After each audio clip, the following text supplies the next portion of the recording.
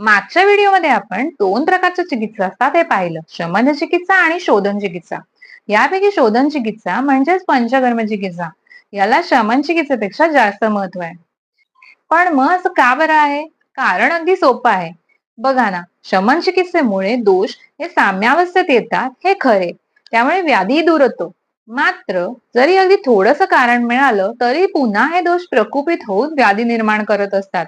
या उलट शोधन चिकित्सेमध्ये हे प्रकुपित झालेले दोष हे शरीरातून बाहेर काढले जातात. त्यामुळे व्याधी पुन्हा पुन्हा निर्माण होण्याचा धोका टळतो. या उलट शोधन चिकित्सेमध्ये जे दोष प्रकुपित झालेले असतात ते शरीराबाहेर डायरेक्ट काढून टाकले जातात. त्यामुळे अर्थातच दोष परत परत प्रकुपित होणारच नाहीत आणि परत परत व्याधी होण्याचा धोका सुद्धा दूर होतो. म्हणूनच तर आयुर्वेदामध्ये ऋतूनुसार स्वस्थ व्यक्तींना सुद्धा पंचकर्म म्हणजे शोधन चिकित्सा करून घ्यायला सांगितलेली आहे, की जेणेकरून आपली हेल्थ म्हणजे स्वास्थ्य टिकून राहील.